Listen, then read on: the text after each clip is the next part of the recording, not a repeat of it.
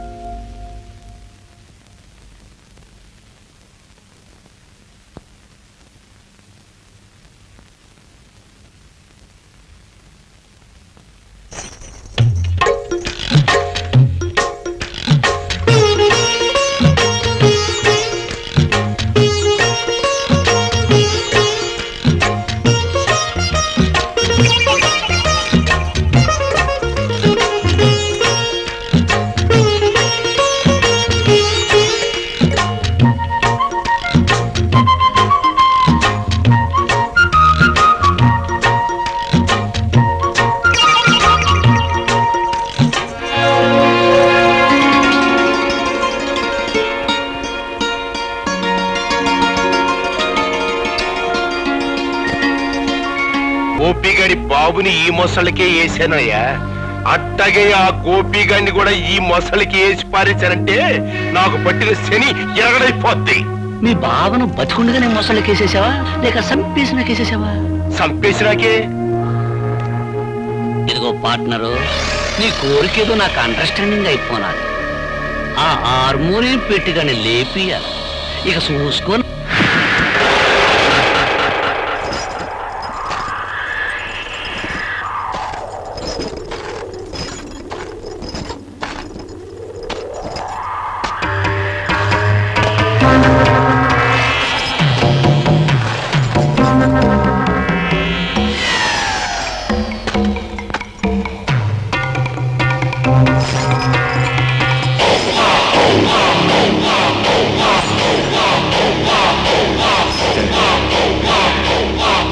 తమ్ముంటే ఇది దాటి రారా రా.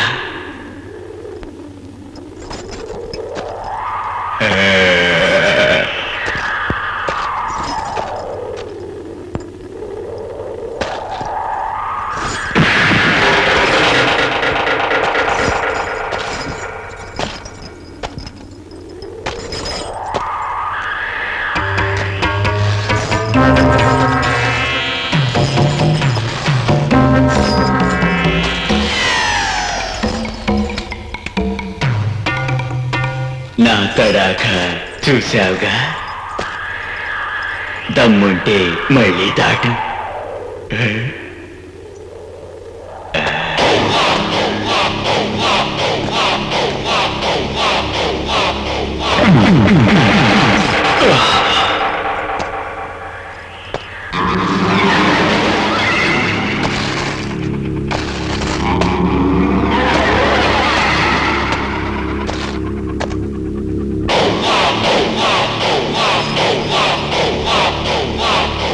దమ్ముంటే నువ్వు దాట్రా.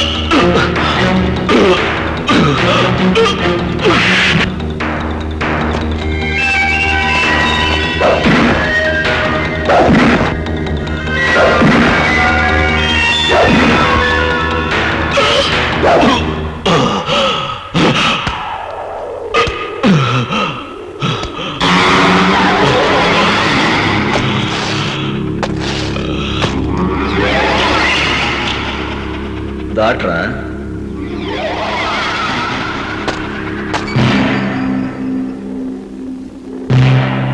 ఓలమ్మోలమ్మో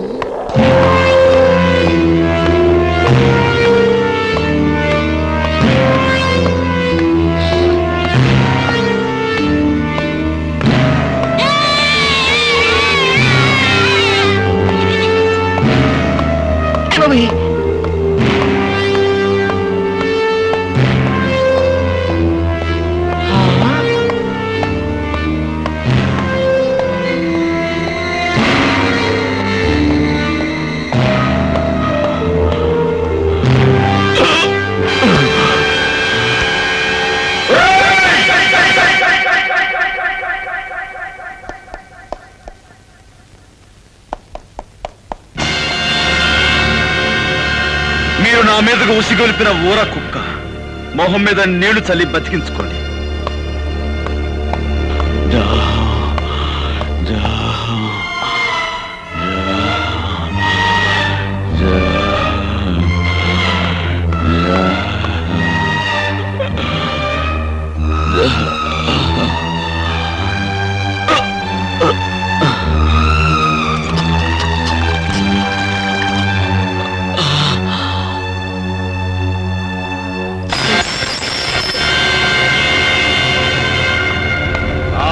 అశ్రయ్యా, నువ్వు ఉత్తి సన్నాసివయ్యా. ఈడేదో పొడి చేస్తాడని తీసుకొచ్చావు. ఆ హార్మోని పెట్టిగాడు మన కళ్ళు ముందే ఈ నోరు తడిచేసి వెళ్ళిపోయాడు. భలే ఓరండి మీరు. మీదేదో గొప్ప కిమినెలి బెయిన్ అనుకున్నాను, కానీ నాకంటే సన్నాసి నాయాలని అండర్స్టాండింగ్ అయిపోయినది. అసలు కథ నేను నడుపుతా, రండి. బాబు, పుణ్యం చేసుకున్న మీ కుడి పాదాన్ని ఆ పాపి బేకల మీద మోపండి. మోపండి చెబుతా.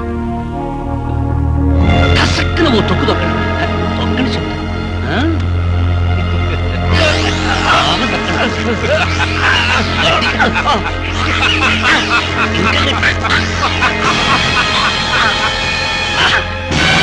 నెసట కార్యక్రమం ఏంటంటే ఈ మర్డర్ ఆ హార్మోనియం పెట్టిగాడి మీద బనాయించడమే. అమ్మ శ్రీయ, నువ్వు ఇండియాలో ఉండాల్సి కాదయ్యా. నేను అత్త పోలీస్ కుట్లు వేసుకోవడానికి టైం అయిపోయినా. రాధను రమ్మన్నాడు రాజపేదకు. మగాళ్ళు స్నానం చేస్తాంటే ఇటు వచ్చావు. తమరు తానం చేయడానికి వస్తే నీ చేపలు పడ్డానికి వచ్చాను నా ఇట్టం. సర్లే అడలే.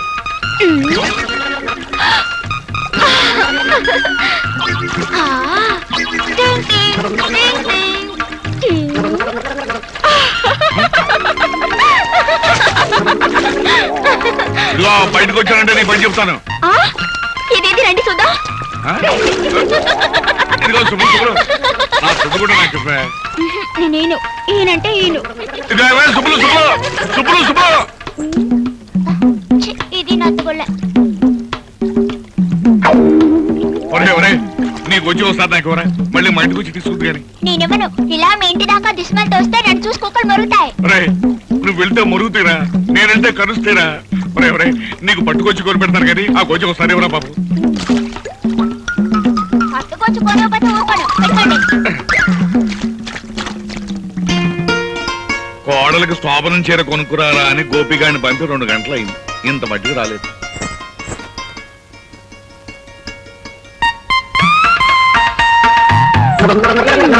మగవాళ్ళు చేయాల్సిన పనులు ఒక్కటి చేయలేరు కానీ ఆడవాళ్ళ పనులకు మాత్రం రెడీ అయిపోతారు. ఇదిగో మగ పేరెంటాలు, మీరెళ్ళి శోభనం రాత్రి ఎలా మసులుకోవాలో అబ్బాయికి ట్రైనింగ్ ఇయ్యండి. ఇదిగో నువ్వు కూడా వెళ్ళి బుల్లిని రెడీ చెయ్యి. వెళ్ళండి వెళ్ళండి. నువ్వెక్కడికయ్యా పాపరాడు మావా. మామ ఎవరికి? తెల్లాటి మంచం ఆగుతా లేదో చూడద్దు రా. నా కొడుకు ముందు పరుగు తీసేట్టు. కర్మ కొద్ది దొరకడు. పెట్టే జన్నాలండి ఎస్ఐ గారు, నా గుర్ర బండ్లా మీ జీపు కూడా పని పాటలేదేటండి? ఇవాళ రాత్రి శుభ్వ అంటూ మా అబ్బాయికి శోభనం చేసుకుంటుంటే పిల్లి ఎదురొచ్చినట్టు తమరొచ్చారేటండి. ఫస్ట్ నైట్ చేసుకున్నా సరే, లాస్ట్ నైట్ చేసుకున్నా సరే, ఆ హార్మోనియం పెట్టిగానే ఒక లుక్ ఇస్తే లక్ అయిపోతాడు. ఇన్స్పెక్టర్, ఇదిగో English madam, today no English talking. First time English talking ఒక అడుగు డౌన్ వెనక్కి వెళ్ళాను, ఇప్పుడు నో డౌన్, వెరీ స్ట్రాంగ్. ఇదిగో అరెస్ట్ వారెంట్, పిలువ హార్మోనియం పెట్టికండి. ఏంటమ్మా గొడవ? ఏం జరిగింది? నేను చెబుతా. దుర్మార్గుడైన మీ అబ్బాయి పాపం పుణ్యం తెలియని పులిరాజు అనే వ్యక్తిని చంపి ఈ ఊరంతటికి సన్మార్గుడైన సూర్యచంద్రరావు ఇంట్లో పడేశాడు కాబట్టి హంతకుడైన మీ సుపుత్రుని అరెస్ట్ చేయడానికి వారెంటుతో సహా వచ్చా. ఇన్స్పెక్టర్, నేనెవరిని హత్య చేయలేదు. అనవసరంగా నా మీదకి వచ్చిన రౌడీని చావగొట్టి వాడిని ఎవరైతే నా మీద ఉసుగొల్పారో వాళ్ళింటికే వెళ్లి వాళ్లకు కానుకగా ఇచ్చొచ్చాను. ఆ రౌడీ చనిపోయాడు అంటే వాడిని మీరే హత్య చేస్తున్నారు. ఏంట్రా కూర్చావు? ఇవి ఉక్కు పిడుగులు. మీ కుట్రల్ని కుతంత్రాల్ని ఛేదించి మీ పాతకాలకి ఘాతకాలకి సమాధి కట్టకపోతే నేను గోపినే కాను. రా, అరెస్ట్ చెయ్యి.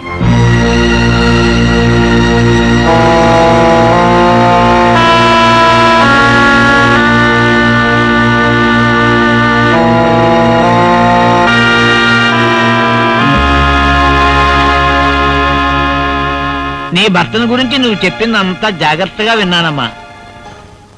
ఈ హత్య కేసులోంచి బయటపడాలి అని చెప్పేసంటే మీ తండ్రి సూర్యచంద్రరావు గాని ఎస్ఐ అసరయ్య గాని ఈ హత్య మేమే చేసేయమని చెప్పేసి వాళ్ళ నోటితో వాళ్ళకే చెప్పించి తీరాలి అంతే.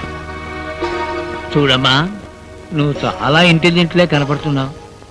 వాళ్లే మర్డరర్స్ అని ఎలాగో అర్థమైంది కదా. అంచేత నువ్వు చిన్న ప్లాన్ వేసి వాళ్ళ చేత ఈ హంతకులను తామేనని ఒక్క ముక్క నిజం చెప్పించు. ఆ తర్వాత కోర్టులో నేను దుమ్ము దులిపేస్తాను.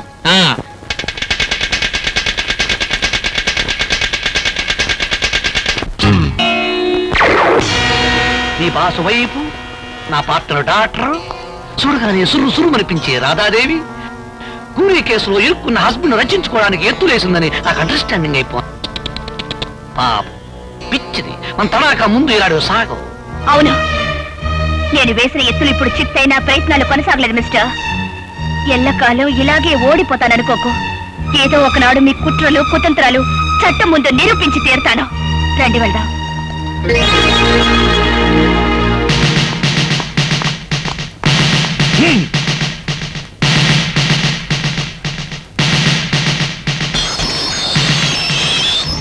ఇవాళ కోర్టుకు హాజరు కావాల్సిన రోజు. యువర్ ఆనర్, పులిరాజు హత్య కేసులో ముద్దాయిగా నిలబడ్డ గోపి అనే ఈ వ్యక్తి అసలు హత్య చేశాడా లేదా అని విచారించే ముందు ఇతని మనస్తత్వం గురించి కోర్టు వారికి తెలియబరచవలసిన అవసరం ఉందని భావిస్తున్నాను. అందుకని ఒకరిద్దరు సాక్షుల్ని విచారించేందుకు అనుమతి ఇవ్వాల్సిందిగా కోర్టు వారిని అభ్యర్థిస్తున్నాను. Permission granted. జగన్నాథం మేస్టారు, జగన్నాథం మేస్టారు. నమస్తే సార్. జగన్నాథ మాస్టారు, ఒకప్పుడు మీరు పెన్షన్ కోసం నిరాహార దీక్ష చేస్తుంటే పోలీసులు మిమ్మల్ని స్టేషన్ తీసుకెళ్లారు. అవును, ఇన్స్పెక్టర్ మీ మీద చేయి చేసుకోవడం చూసి ఆ సమయంలో కానిస్టేబుల్ ఉద్యోగంలో ఉన్న మీ శిష్యుడు ఏం చేశాడో చెప్తారా?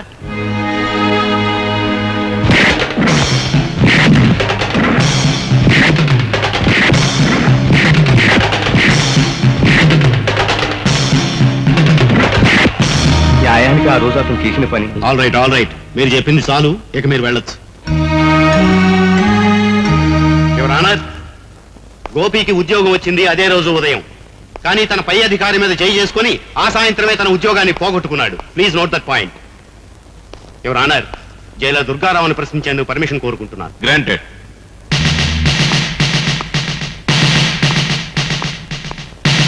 జైలర్ గారు, ముద్దాయి గోపి మిమ్మల్ని కొట్టాడు, అవునా? అందుకు సమాధానం ఆయన చెప్పనవసరం లేదు, నేనే చెబుతాను. గుడ్, చెప్పు. ఆయనే కాదు, ఆయన కానిస్టేబుల్స్ ను కూడా చెత్త కొట్టాను. అంతేకాదు, కొత్తగా ఛార్జ్ తీసుకున్న ఆమోదాల అసరయ్య అనే ఇన్స్పెక్టర్ ని ఇటుకల ఫ్యాక్టరీలో పెట్టి ఎడాపెడా వాయించాను. ఇంకా చెప్పమంటారా? చాలు. యువర్ ఆనర్, ముద్దాయి ఎంతటి ఆవేశపరుడో ఈసరికే మీకు క్షుణ్ణంగా అర్థమై ఉంటుంది. సరిగ్గా ఇలాంటి ఆవేశంతోనే పులిరాజుని కొట్టి మెడ మీద కాలేసి తొక్కి చంపి ఆ హత్యా నేరాన్ని సూర్యచంద్రరావు గారి మీద మోపడానికి పులిరాజు శవాన్ని సూర్యచంద్రరావు గారింట్లో పడేశాడు. అతను శవాన్ని మోసుకురావడం ఊరంతా చూసింది యువర్ ఆనర్. ఇక ముందు ఇటువంటి దౌర్జన్యాలు సాగించకుండా భారతీయ శిక్షా స్మృతులు అనుసరించి కఠినమైన శిక్ష విధించవలసిందిగా కోర్టు వారిని కోరుకుంటున్నాను. మిస్టర్ గోపి, నీ తరఫున ఏ లాయర్ని నియమించుకోలేదు, ఎందుకని? నా తరఫున నేనే వాదించుకుందామని. అంటే భారతీయ శిక్షా స్మృతుల నెంబర్లు చెప్పే శక్తి నాకు లేకపోయినా న్యాయం అనే గొప్ప శక్తి నా పక్కనుంది. నిర్దోషణనే నిజం నా గుండెల్లో వెలుగుతుంది. సార్, నేను ఒకరిద్దరు సాక్షులు విచారించాలి, అందుకు మీరు అనుమతించండి. ఆల్ రైట్, ఎవరిని పిలవమంటావో చెప్పు. Thank you sir.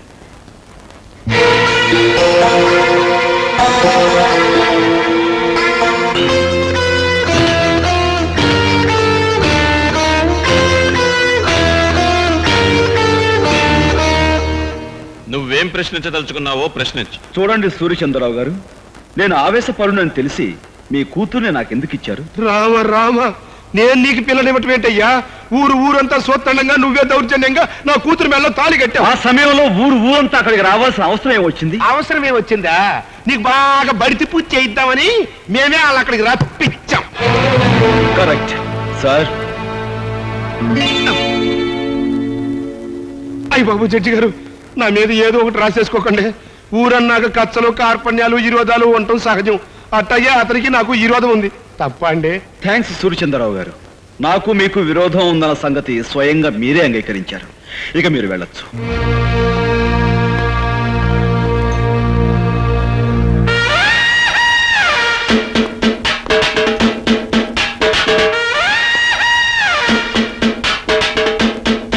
మీరు పిలవకుండానే బోన్లోకి వచ్చి నిలబడ్డారు. ముద్దాయి కావాలని కోరుకునే రెండవ సాక్షి మీరేనని మీరు ఎలా అనుకున్నారు? Sorry sir. ఆగు సార్, ఆయన నేను కొన్ని ప్రశ్నలు అడుగుతాను, దయచేసి అనుమతించండి. Yes, proceed. నేను ఆ పులిరాజుని సూర్యచంద్రరావు గారి ఇంట్లో పడేసినప్పుడు మీరు అక్కడే ఉన్నారు, అవునా? అవును. ఏంటి? డ్యూటీలో ఉండి కూడా ఆ టైంలో మీరు ఆ ఇంట్లో ఎందుకున్నారు? లా అండ్ ఆర్డర్ కాపాడే పోలీసు వాళ్ళం ఏ ఎల్లప్పుడు ఎక్కడ ఎందుకుంటామో మాకే తెలియదు. 190 ఎవ్వరాలుంటాయి. ఆ 191 వ్యవహారంగా నన్ను అక్కడే అప్పుడే ఎందుకు అరెస్ట్ చేయలేదు? అదేం ప్రశ్న? నువ్వు మాకు చిక్కుకుండా పారిపోయావు. పారిపోయేంత పిరికివాడు కాదు ఈ గోపి ఇన్స్పెక్టర్. పులిరాజు బతికే ఉన్నాడు కాబట్టి నువ్వు నన్ను అరెస్ట్ చేయలేకపోయావు. నేను వెళ్ళిన తర్వాత నువ్వు సూర్యచంద్రరావు కలిసి ఆ పులిరాజుని హత్య చేశారు. నన్ను అబద్ధం. నువ్వు నిజం చెప్తావని నిన్ను బోనెక్కించలేదు. నువ్వు చెప్పేదంతా జడ్జి గారు నమ్ముతారని కూడా నేను అనుకోవటం లేదు. నీ మాటలకి చేతలకి ఎక్కడ పొంతన లేదనే విషయం జడ్జి గారు గుర్తిస్తే చాలు. ఇక నువ్వు వెళ్ళొచ్చు. మిస్టర్ గోపి, నీకు ఆ సూర్యచంద్రరావు గారికి మధ్య శత్రుత్వం ఉందని, అసలే గారి మాటలకి చేతలకి పొంతన లేదని నిరూపించినంత మాత్రాన వాళ్ళు నేరస్తులు అయిపోరు. ఏదైనా జరిగితే అది జరిగిందని సాక్ష్యం ఉండాలి. నేనే హత్య చేశానని, ఆ హంతకు నేనే అని చెప్పే సాక్షులు ఎవరున్నారు? నువ్వు పులిరాజు శవాన్ని మోసుకొస్తుండగా ఊరంతా చూసి ఊరంతా చూసి పులిరాజు శవాన్ని కాదు, స్పృహ తప్పిపోయిన పులిరాజు. నువ్వు గట్టిగా వాదించినంత మాత్రాన లాభం లేదు. పులిరాజు బ్రతికే ఉన్నాడని సాక్ష్యం కావాలి. ఆ పులిరాజుతో నేను పాండవుల మెట దగ్గర పోట్లాడిన మాట నిజం. అతని బాగా చితకతన్ని ఏ సూర్యచంద్రరావు అయితే నా మీదగా అతను ఉసిగొలిపాడో ఆ సూర్యచంద్రరావు ఇంట్లో అతన్ని పడేశాను. ఆ మాట నిజం. నేను తిరిగి వెళుతుండగా పులిరాజు దాహం అని అరిచాడు. అక్కడున్న సూర్యచంద్రరావు గాని అశ్రయ్ గాని అతని గొంతులో నీళ్లు పోస్తారన్న నమ్మకం నాకు లేక నేనే వెళ్ళి అక్కడున్న జగ్గు తీసుకుని అతని నీళ్లు పట్టించాను. అతను తాగాడు. నిజంగా అతని గొంతు వెంకులు విరిగి చనిపోయి ఉండుంటే అతను నీళ్లు ఎలా తాగలడు, ఎలా గుట్టలు వేయగలడు? కనుక ఆ నేరం నా మీద మోపేందుకు సూర్యచంద్రరావు అసలు పులిరాజు గొంతు మీద కాలు వేసి తొక్కి చంపారు. ఇది పచ్చి నిజం. నువ్వు పులిరాజుకు మంచినీళ్లు పట్టినట్టు అతను తాగినట్టు ఏమిటి సాక్ష్యం?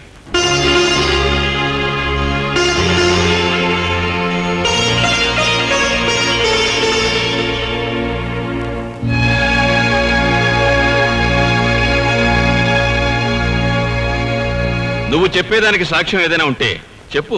ఆ ప్రత్యక్ష సాక్షి ప్రస్తుతం ఇక్కడ లేరు. దయచేసి మీరు నాకు 2 రోజులు గడువు ఇవ్వండి. ఈ 2 రోజుల్లో నేను సాక్షిని ప్రవేశపెట్టలేకపోతే ఆ పులిరాజును నేను చంపినట్లుగానే భావించి మీరు ఏ శిక్ష విధించినా సరే మీ ఇష్టం.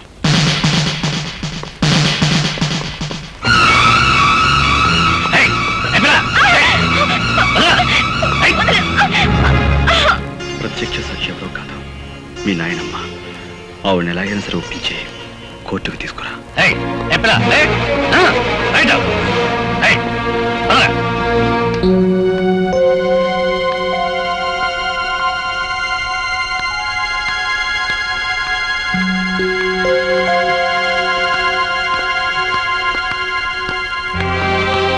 ఎవరమ్మాయి నువ్వు?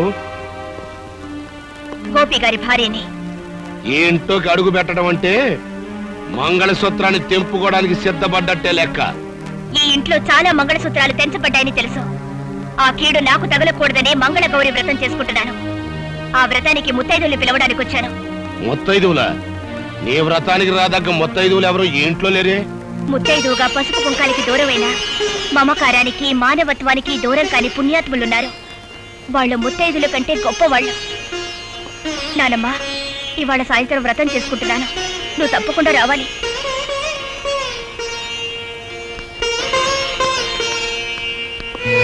అమ్మా, నువ్వు ఈ వ్రతానికి వెళ్తలేదు.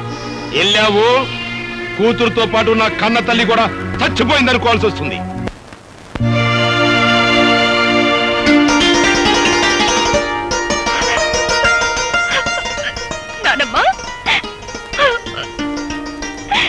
వ్రతానికి ఊళ్ళో ఎవరిని పిలవలేదా అమ్మా?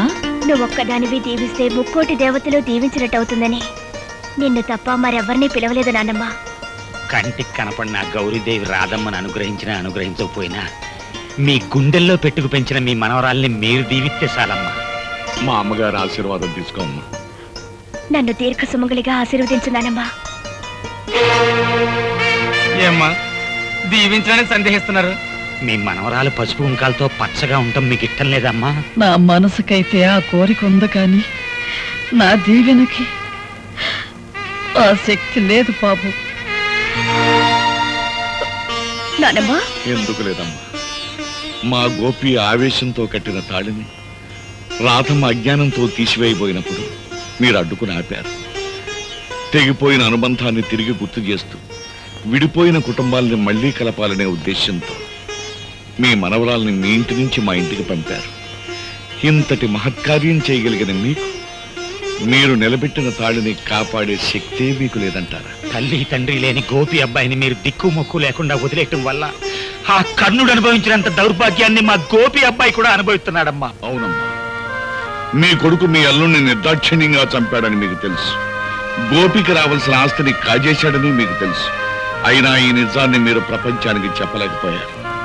గోపి ప్రాణభయంతో పరిగెత్తుకుంటూ వచ్చి నా పంచన చేరాడు. వాడు నా దగ్గర ఉంటే వాడి జీవితానికి న్యాయం జరిపిస్తాడనే ఆశతో కావాలని వాడి లాకెట్టు మీ దగ్గర తాకట్టు పెట్టాను. అయినా ఏనాడు వాడి యోగక్షేమాల గురించి మీరు విచారించలేదు, వాడిని చేరతీయలేదు. వాడు మాకు దేవుడిచ్చిన బిడ్డగానే భావించాం. వాడి ఆలనా పాలనా చూడడంలో మా ముగ్గురికి ఒక ఆనందం కనిపించింది. ఆ ఆనందంలోనే మాకు పెళ్లిళ్ళు కావాలని, మాకు బిడ్డలుండాలనే మాటే మర్చిపోయి ఇన్నేళ్లు గడిపేశాం. ఇంకో నిజం కూడా మీకు చెప్పాలమ్మా.